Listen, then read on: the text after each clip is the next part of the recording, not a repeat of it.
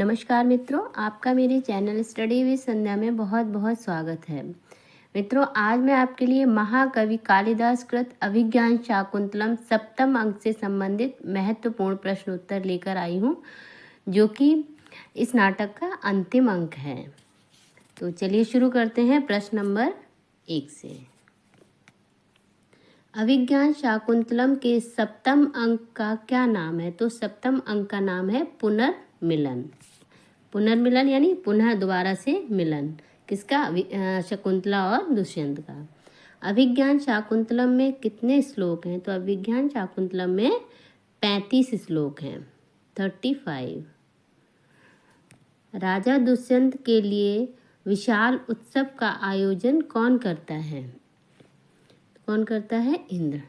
जब इंद्र उनको बुलाता है, दैत्य जो दुर्जय नामक दैत्य होता है, उससे अपनी रक्षा के लिए राजा दुष्यंत को बुलाते हैं इंद्र, और जब उन पर विजय प्राप्त हो जाती है उसके पश्चात जो इंद्र होते हैं वो राजा दुष्यंत के लिए एक विशाल उत्सव का आयोजन करते हैं।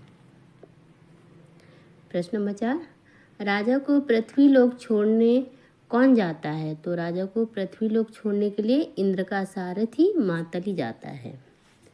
आगे देखिए प्रश्न नंबर 5, राजा इंद्रलोक से किस मार्ग से पृथ्वी लोक वापस आते हैं? तो किस मार्ग से वापस आते हैं? परिवहक नामक वायु मार्ग से वापस आ रहे होते हैं। तो मारीच आश्रम कहाँ स्थित है? तो वहाँ मार्ग में उन्हें क्या दिखता है? मारीच आश्रम, जो कि हेमकूट पर्वत पर स्थित था। प्रश्न नंबर 7, मारीच ऋषि किसके पुत्र बताए गए हैं? तो मारीच ऋषि ब्रह्मा के पुत्र बताए गए हैं, ब्रह्मा के मानस पुत्र बताए गए हैं। और मारीच के पुत्र का नाम क्या है? मारीच ऋषि के पुत्र का नाम क्या है? कश्यप, ऋषि कश्यप।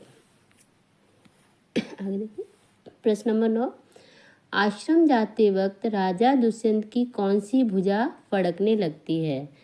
कौन सी भुजा फड़कने लगती है? दाहिनी। दाहिनी यानी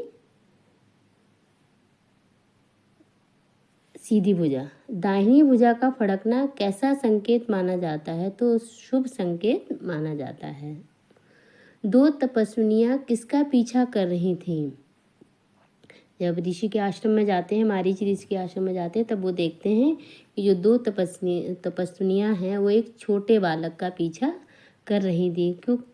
बालक का क्या नाम था? बालक का नाम था सर्वदमन। अब ये सर्वदमन इसमें बताया गया, और यही बालक का नाम है भरत। भरत, ठीक है। भरत से ही हमारे देश का नाम भारत पड़ा है। आगे देखिए, शेर के बच्चे का मुख खोलकर उसके दांत गिनने की कोशिश कौन कर रहा था? तो शेर का जो बच्चा था उसका मुंह खोल के उसके दांत गिनने की कोशिश कर रहा था, वही बालक सर्वदमन या भरत। प्रश्न नंबर 14, मिट्टी का मोर लेकर कौन आता है? जो वो बालक उस शेर के बच्चे को नहीं छोड़ता है, तो एक जो तपस्विनी होती है मिट्टी का मोर लेकर आती है, उसका नाम था सुब्रता, तपस्विनी सुब्रता। प्रश्न नंबर 15, रंगों से रंगा हुआ मिट्टी का मोर किसका था? जो मिट्टी का मोर वो लेकर आते हैं वो था ऋषि कुमार मार्कंडेय का। किसके कहने पर बालक शेर के बच्चे को छोड़ देता है? वो शेर के बच्चे को नहीं छोड़ रहा था, तपस्विनियां उससे बहुत कह रही थी, लेकिन जैसे ही राजा दुष्यंत उसको कहते हैं कि इसको छोड़ दो, तो वो छोड़ देता है राजा दुष्यंत के कहने पर। प्रश्न नंबर 17, बालक के हाथ पर बंधे रक्षा सूत्र में किस औषधि का प्रयोग किया गया था? तो उसमें अपराजिता नामक औषधि का प्रयोग किया गया था। बालक के लिए रक्षा कवच किसने बनाया था? तो वो ऋषि कश्यप ने बनाया था।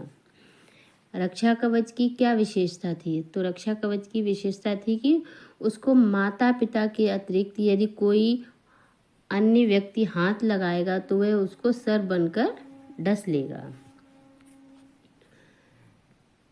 प्रश्न 20, कैसे सिद्ध होता है कि राजा दुष्यंत ही उस बालक के पिता हैं? तो क्योंकि रक्षा कवच उन्हें नहीं डसता है। इससे सिद्ध होता है कि राजा दुष्यंत ही उसके पिता हैं, क्योंकि माता शकुंतला है। माता और पिता यदि उस रक्षा कवच को हाथ लगाते हैं तो वो रक्षा कवच उन्हें नहीं डसेगा। तो दुष्यंत को भी रक्षा कवच नहीं डसता है। इससे सिद्ध होता है कि राजा दुष्यंत ही उसके पिता हैं। प्रश्न नंबर 21, दुष्यंत और शकुंतला के पुनर्मिलन में माध्यम कौन बनता है? कौन बनता है? उनका पुत्र सर्वदमन। उनके पुत्र की वजह से ही पता चलता है कि ये दुष्यंत उनके पिता हैं और फिर शकुंतला से उनका पुनर्मिलन होता है।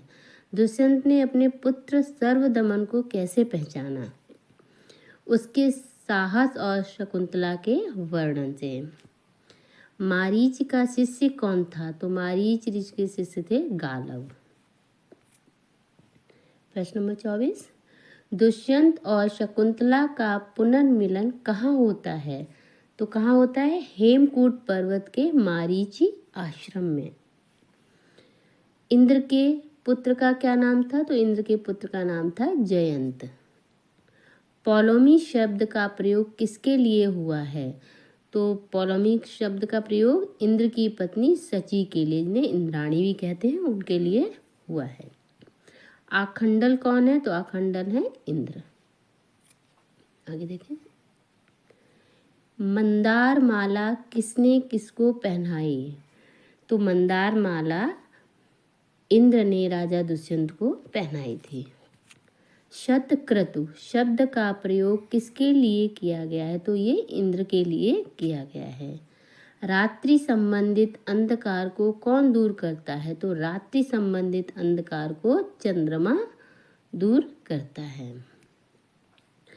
सप्तम अंक में आकाशवाणी का क्या महत्व है? आकाशवाणी होती है जो बताती है शकुंतला और दुष्यंत के रिश्ते के विषय में। आकाशवाणी ने दुष्यंत को उसकी भूल और शकुंतला की सच्चाई का आभास करवाया। प्रश्न नंबर 32, शकुंतला के चरित्र की कौन सी विशेषता प्रकट होती है? कैसा था शकुंतला का चरित्र? शकुंतला का त्याग, धैर्य और मातृत्व की भावना प्रकट होती है। सप्तम अंक का मुख्य उद्देश्य क्या है? दुष्यंत और शकुंतला का पुनर्मिलन और पुत्र सर्वदमन का परिचय। प्रश्न नंबर 34, अभिज्ञान शाकुंतलम नाटक क्या संदेश देता है? क्या संदेश देता है? कि क्षमा, प्रेम और पारिवारिक पुनर्मिलन का संदेश देता है। प्रश्न नंबर 35, अभिज्ञान शाकुंतलम का अंग्रेजी भाषा में अनुवाद किसके द्वारा किया गया है? किसके द्वारा किया गया है? विलियम जोन्स के द्वारा। कालिदास के सभी नाटक कैसे हैं? कैसे होते हैं उनके सभी नाटक? सुखांत, अंत में सुखांत होते हैं वो। शकुंतला को शाप के विषय में कौन बताता है? तो कौन बताता है? मारीची ऋषि। शकुंतला को नहीं पता था जब तक कि राजा दुष्यंत नहीं मिले थे, तो मारीच ऋषि तब उनको बताते हैं कि शाप की वजह से दुष्यंत उनको भूल गए थे। दुष्यंत के सेनापति का क्या नाम था? सेनापति का नाम था भद्रसेन।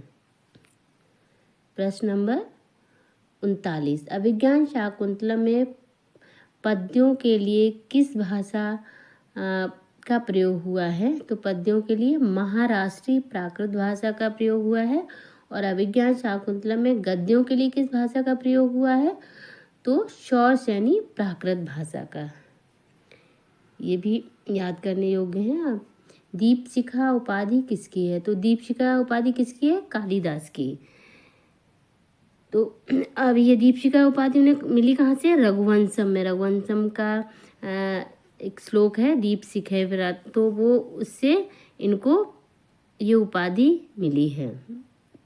और इनको एक कवि कुलगुरु की भी उपाधि मिली है जो कि जयदेव ने दी है। आगे देखें। अभिज्ञान शाकुंतलम में कितने छंदों का प्रयोग किया गया है? अभिज्ञान शाकुंतलम में कितने छंदों का प्रयोग किया गया है? 24 छंदों का प्रयोग किया गया है। कंव शकुंतला को किस छंद में आशीर्वाद देते हैं? तो कर्ण शकुंतला को त्रिष्टुप छंद में आशीर्वाद देते हैं, जो कि एक वैदिक छंद माना जाता है।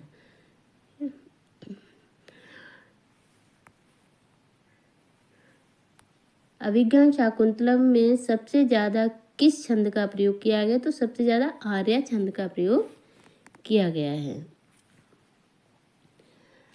अब अंतिम प्रश्न है इस अंक का, यया प्राणना प्राणवंता, इसमें यया पद से क्या तात्पर्य है? तो यया पद से तात्पर्य है वायु। तो इस तरह सप्तम अंक से संबंधित जितने भी प्रश्न उत्तर मैं बना सकती थी मैं आपके समक्ष लेकर आई हूँ। और ये इस अंक का ये आखिरी अंक था इस नाटक का।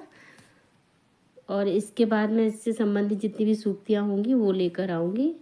तो यदि आपको मेरा ये वीडियो पसंद आए तो कृपया लाइक करें, शेयर करें और कमेंट करें, ताकि मुझे पता चले कि मेरी इसमें क्या कमी रह गई है, मुझे क्या सुधार करना है। और मेरे चैनल को सब्सक्राइब करें। Thank you.